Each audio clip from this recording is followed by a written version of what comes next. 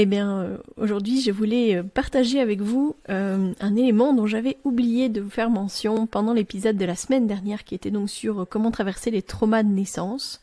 Et j'ai une de mes auditrices, on va dire fidèle, qui m'a recontactée et qui m'a dit « Ah, mais ça a beaucoup résonné en moi, etc. J'attendais beaucoup de ce podcast et puis de ce que ça pouvait m'apporter. » Et elle dit « J'attendais aussi surtout que tu parles de l'outil qui m'avait, moi, énormément aidé. » Et elle dit « J'ai été surprise que tu n'en parles pas. » Des fois, l'éléphant, il est tellement gros au milieu que c'est quand même fou de ne pas en avoir parlé.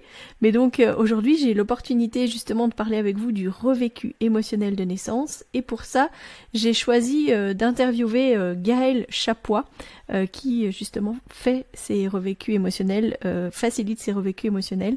Et donc, je vous propose aujourd'hui d'écouter cette interview.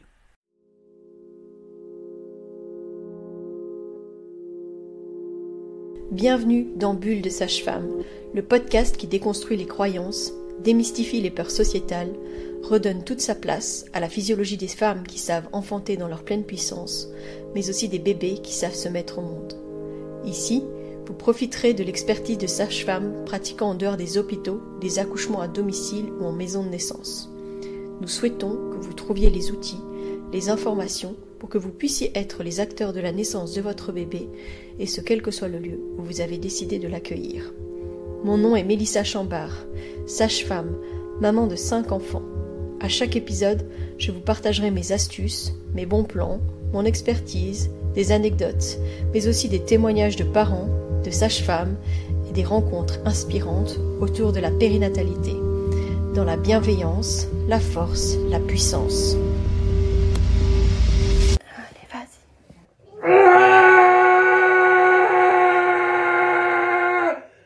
Bonjour Gaëlle. Bonjour Mélissa.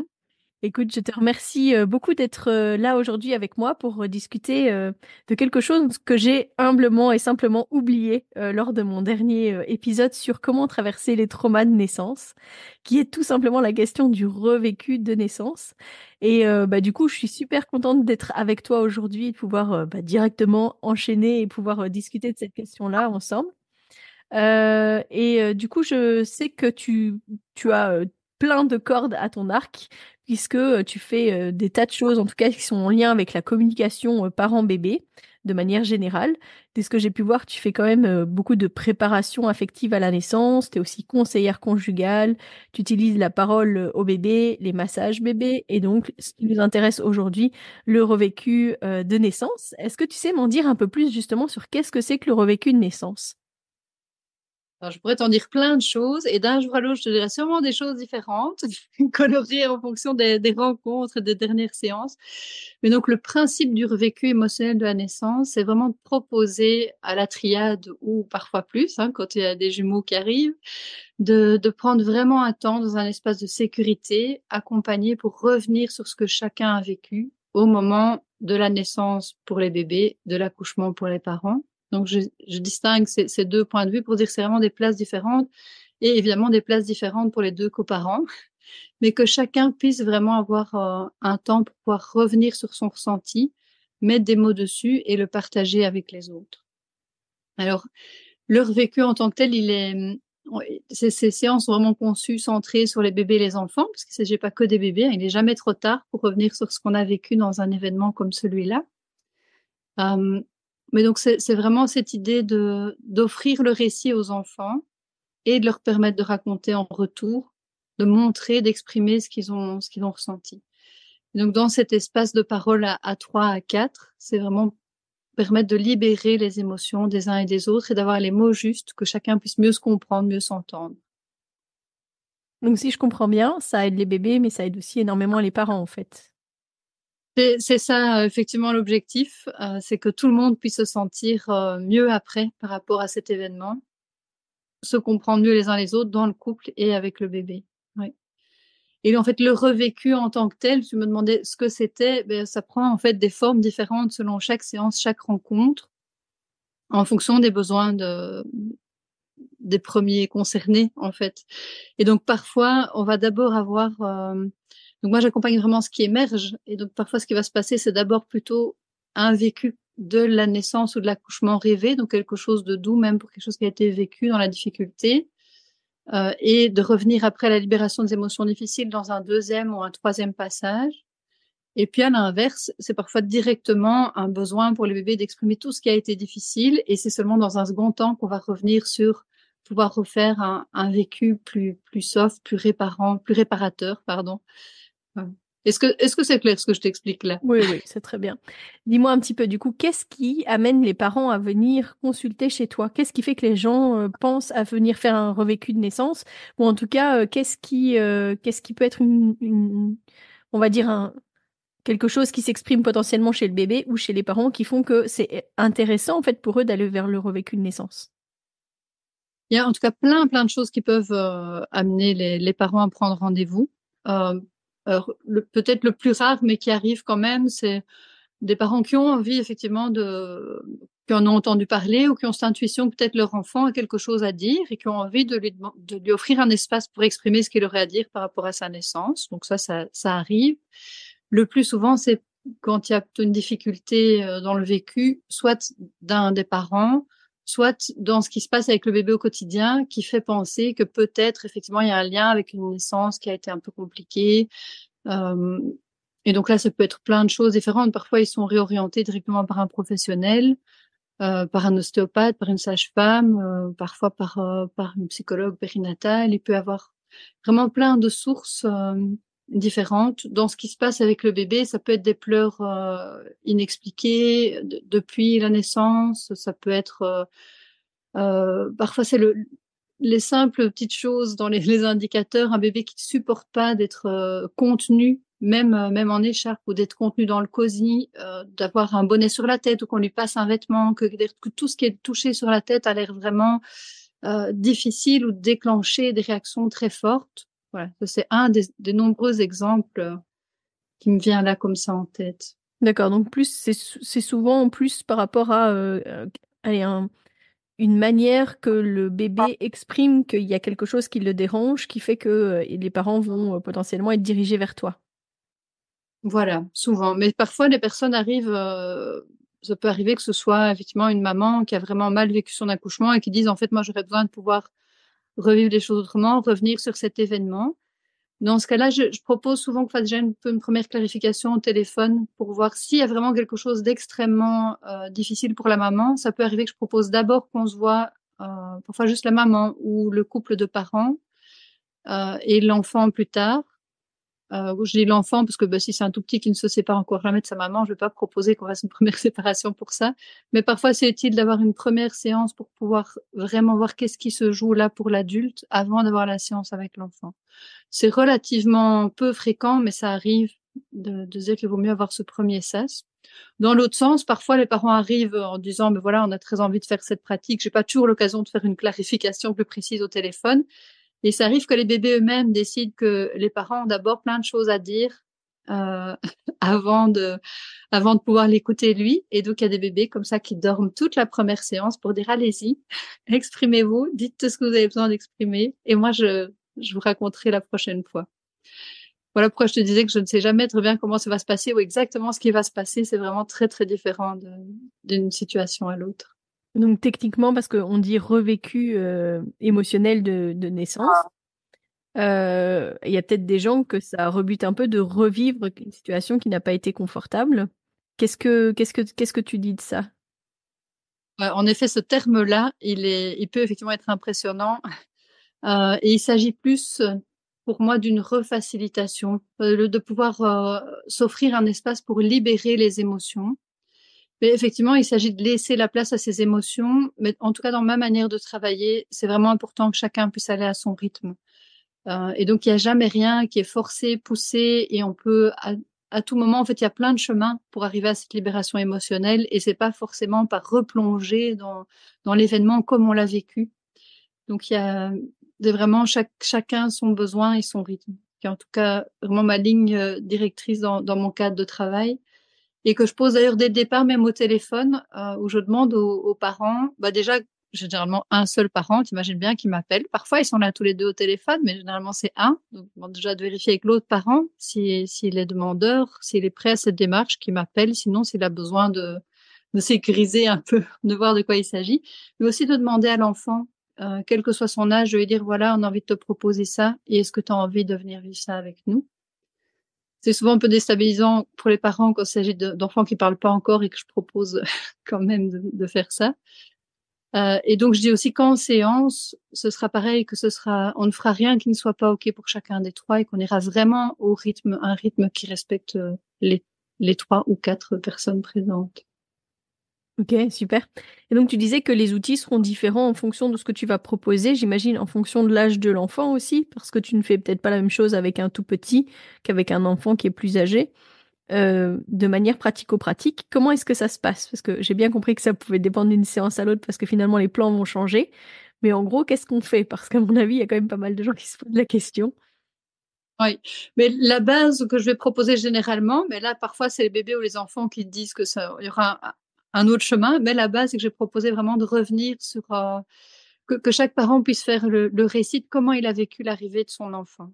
Et quand je dis l'arrivée, c'est parce que là on parle du revécu de naissance, mais en fait il s'agit de pouvoir revenir sur le vécu plus large de l'arrivée de cet enfant dans cette famille, dans ce couple. Et donc, c'est aussi l'occasion parfois de revenir sur des événements importants de la grossesse, ou parfois même des événements qui ont précédé. C'est parfois un premier moment pour reparler d'une fausse couche ou d'un avortement précédent. Et donc, il y a pas, les parents commencent vraiment le récit là où ça vient pour eux. Ils sont parfois étonnés d'ailleurs de voir où l'autre a besoin de commencer le récit. Il a besoin d'être aux premières contractions et puis, ah oui, mais non, moi je repense au jour où tu m'as annoncé la grossesse et voilà. Donc ça, déjà là, je ne sais pas par où ça va commencer, mais on démarre avec les mots. Donc, comme je disais que parfois les enfants, les bébés vont dire, en fait, moi j'ai un besoin urgent de raconter mon point de vue et de pouvoir moi-même faire des passages pour libérer des choses. Dans ce cas-là, on fait une pause sur le récit et on accompagne les bébés et les enfants qui restent prioritaires en termes de besoins, mais quand même toujours en s'assurant que c'est OK pour les parents. Donc souvent, ça démarre, comme je disais, par ce récit tissé ensemble, puisque les bébés et les enfants, ils réagissent aussi évidemment à ce récit, hein, interagissent. Et puis, souvent, donc, dans le second temps, vient la proposition de pouvoir rejouer des passages de naissance, donc symboliquement. Et effectivement, ces jeux de passages vont être différents selon l'âge de l'enfant. Les bébés, eux, ils ont vraiment cette mémoire de naissance qui est là, pure, et qui souvent, d'ailleurs, explique ces inconforts au niveau de la tête. C'est souvent par un simple toucher, un enveloppement au niveau de la tête qui vont pouvoir vraiment revivre ces moments, refaire leur mouvement d'essence. Et je dis refaire, mais c'est vrai pour les bébés nés par césarienne qui vont pouvoir, eux, faire leur mouvement d'essence pour une première fois, s'ils n'ont pas eu l'occasion de le faire. Et pour les enfants, ça va surtout être des jeux. Alors, dans le matériel qu'il y a disponible chez moi, c'est la tente et le tunnel de jeux classiques et des tas de coussins et des tas de choses qui font que les enfants inventent plein d'autres façons de faire des passages. Donc, moi, j'en découvre peut-être pas à chaque séance, mais quand même souvent. En tout cas, pour moi, c'est important que, oui, que les enfants puissent aussi construire leur propre manière, à leur propre rythme, la façon dont ils ont envie de faire ces passages. Donc, ça peut être du matériel comme ça. C'est aussi le corps des parents en tant que tel est un précieux support. Et donc, parfois, c'est vraiment dans des jeux de passage en bulle à 3 que ça se passe, avec les parents qui vont recréer à 2 ou parfois juste la maman et le papa à côté, mais comme une bulle, un cocon utérin autour de l'enfant, et le passage se fera à partir de là. J'essaie de décrire les images qui défilent. Je ne sais pas si ça permet de se faire une idée, ce que je te décris là. Je pense que c'est très éclairant et que ça répond quand même déjà aux questionnements que peuvent avoir les gens sur qu'est-ce qui va se passer. Donc c'est très bien, ne t'inquiète pas. Si tu as d'autres choses à ajouter, tu peux encore. Je t'ai déjà décrit pas mal de choses, donc n'hésite pas si toi ça t'inspire des questions plus précises. Mais j'ai quand même envie de revenir du fait de l'intensité émotionnelle en partant de ta première question sur le terme et ce que ça peut évoquer, l'idée de revivre quelque chose de très fort. C'est vraiment ce fil conducteur d'aller au rythme et selon le chemin OK pour chacun. Et donc voilà, s'il y a des parents qui en écoutant ce podcast se disent oh ouais, ça me tente très bien, mais en fait je sais pas trop, j'oserais pas, mais il faut vraiment pas hésiter à prendre contact et même qu'on en parle un peu par téléphone. Et ça, je pense que c'est possible avec d'autres praticiennes et praticiens. On n'en a pas, en fait, je dis praticiens pour faire un appel, mais pour le moment surtout des praticiennes. Mais Voilà, c'est vraiment, s'il y a une appréhension, s'il y a un peu un appel et une appréhension, mais ça vaut la peine de suivre l'appel et d'aller vivre cette expérience-là à son rythme. Super, génial. Jusqu'à quand est-ce qu'on peut faire ça? Parce que tu disais que ça pouvait être des enfants plus grands, mais finalement, jusque quand? Mais il y a vraiment pas de limite d'âge. Donc, moi, je travaille avec les enfants tant qu'ils souhaitent être accompagnés par leurs parents. Donc, ça peut être encore des jeunes adolescents. En fait, là, la question vraiment dépend de comment l'enfant a envie de le vivre. Mais on peut aussi faire ce travail avec des adultes. Là, j'ai une super collègue qui propose des choses très, très chouettes pour les adultes. C'est un autre type de travail, évidemment, parce que c'est une autre manière d'aborder les choses. Mais ce vécu de naissance, on en a tous l'empreinte dans notre corps. Et donc, il n'est jamais trop tard pour laisser la place à ce que ça puisse s'exprimer et se libérer.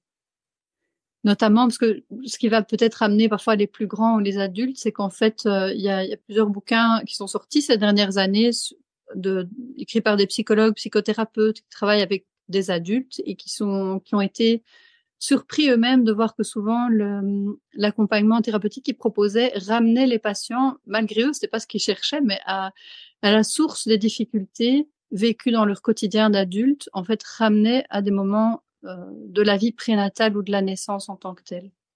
Et donc, il y a plusieurs livres qui traitent de ces expériences de psychothérapeute maintenant.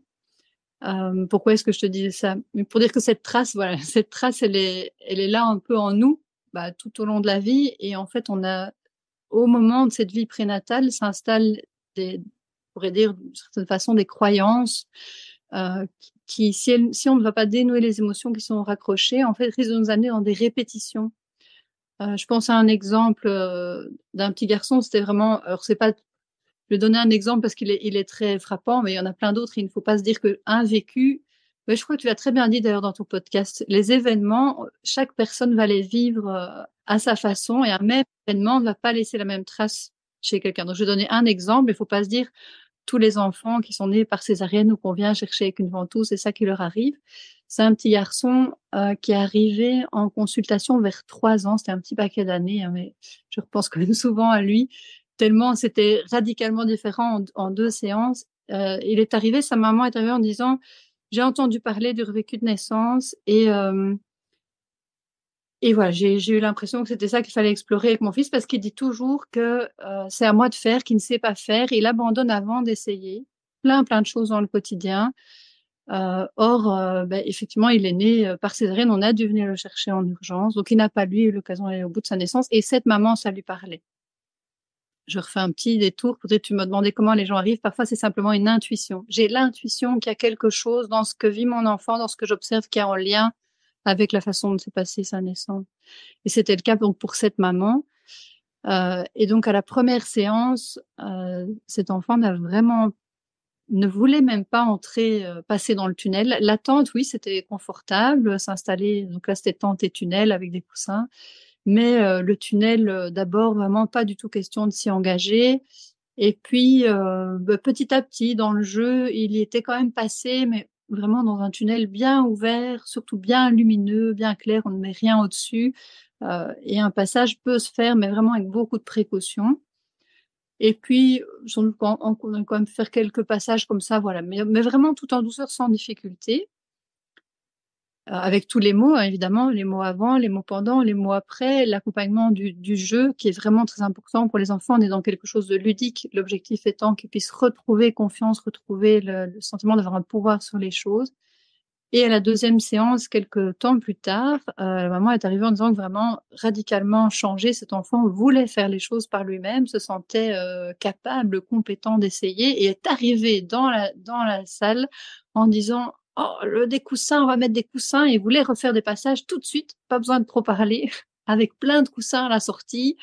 Et c'est pour ça qu'il y a beaucoup de matériel aussi, que les enfants puissent vraiment doser leur effort. Et donc là, il nous a demandé de mettre plein de coussins à la sortie du tunnel, de les tenir à deux avec sa maman pour pouvoir vraiment sentir toute sa force pour passer ce tunnel et aller jusqu'au bout et traverser la difficulté. Donc voilà, quelque chose qui a été très vite. Alors, je dis sur 2 séances, moi je demande toujours que ce soit moins 2 séances, justement parce que là, on voit qu'il y a beaucoup de choses qui se passent entre et que c'est important de laisser les choses un peu infuser. Donc voilà le type Oui, très très intéressant, j'avoue. Très très intéressant, oui. Moi, j'ai une de mes filles qui est née par césarienne. J'avais pensé à faire un revécu de naissance avec elle et puis voilà, la collègue avec qui j'avais l'habitude de travailler était partie. Du coup, j'ai pas osé. Mais je me dis régulièrement, effectivement, qu'il y a des choses qu'elle vit qui, je pense, sont en relation avec sa naissance. Peut-être qu'un jour, effectivement, je viendrai te voir avec elle. Mais justement, ça m'amène à réfléchir à est-ce que tu dois toujours avoir les deux parents avec l'enfant pour faire ça? Alors, c'est C'est toujours mieux. préférable Mhm. si les deux parents étaient présents à la naissance. Donc, c'est vraiment préférable. Évidemment, il y a des situations. C'est arrivé que j'ai des séances. Alors, j'ai jamais eu des séances avec des papas seuls. Euh, mais j'ai déjà eu des séances avec uniquement la maman, soit parce que le papa n'est plus à l'horizon, ou parfois parce que simplement il n'y avait pas de coparents. Donc là, évidemment, bienvenue aussi aux parents solo. Euh, il peut y avoir aussi un coparent décédé. Enfin voilà, donc il n'y a pas. Évidemment, on peut vivre l'expérience même sans le coparent. Par contre, si il y a bien un coparent quand même dans le paysage, c'est nécessaire qu'il ait donné son accord avant la séance. Donc ça peut être pour certains, voilà, certains parents qui vont dire ben pour moi c'est trop, je le sens pas, c'est pas mon, moi je crois pas trop ou ce serait trop fort pour moi émotionnellement d'être présent. Ça arrive rarement, hein, vraiment, mais ça arrive et en tout cas pour moi ça doit pas empêcher la séance, mais l'accord effectivement explicite de l'autre parent est nécessaire puisqu'il s'agit de quelque chose qui va être proposé à l'enfant. Ok, super intéressant, merci beaucoup. Est-ce qu'il y a des outils aussi autres que tu proposes un peu aux personnes qui viennent te voir? Je sais pas moi, des livres, des chaînes YouTube, je ne sais pas, enfin voilà, les choses qui sont potentiellement des outils que tu proposes ou pas du tout? Ben, là, quand tu dis chaîne YouTube, je pense que pour les personnes qui écoutent ici, qui sont intéressées par tout ça, il y a moyen d'écouter toute une série de conférences. On avait fait avec l'Association pour la préparation affective à la naissance un colloque en 2019 qui portait précisément sur les traces de la naissance. Et donc, on a fait venir toute une série d'intervenants super intéressants. Je ne suis pas objective, j'ai tous trouvé super intéressants. Euh, et donc toutes les vidéos de ce colloque sont sur le site, sur la page YouTube de Naissance Affective. Mais je pourrais t'envoyer le lien que tu peux mettre, j'imagine, Je pourrais les en mettre référence. effectivement en description de cet épisode et sans souci, avec grand plaisir justement, ce sera encore plus facile de retrouver, donc voilà. Et parmi ces intervenants-là, il y a notamment Jean-Paul Futeau qui a écrit un livre qui est ouais, qu'il ne faut pas prendre au pied de la lettre, le titre qui est Tout se joue avant la naissance, mais où justement il explique aussi l'importance de tout ce que les enfants vont pouvoir ressentir, vivre déjà in utero, et l'importance de recevoir les mots juste sur ce qu'ils ont senti. C'est pour ça que je disais, ben, effectivement, là, on est sur la naissance et l'accouchement, mais en fait, souvent, on aborde aussi des choses de la vie prénatale. Et c'est vraiment cette importance d'avoir ces mots justes sur un ressenti qui est imprimé dans le corps, en fait, et qu'on garde tous de nos vies prénatales, tant qu'on n'a pas eu l'occasion de mettre un peu de la lumière ou de la conscience sur ce qui s'est passé là.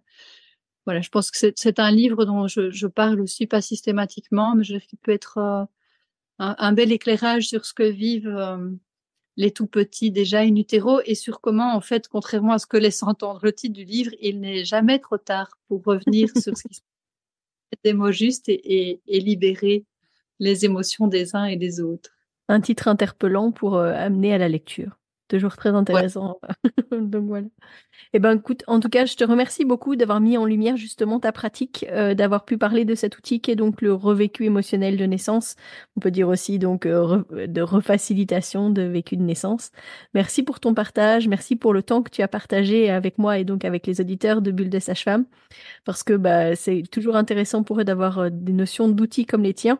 Et je te remercie grandement. Je ne sais pas si tu as encore quelque chose que tu voudrais partager.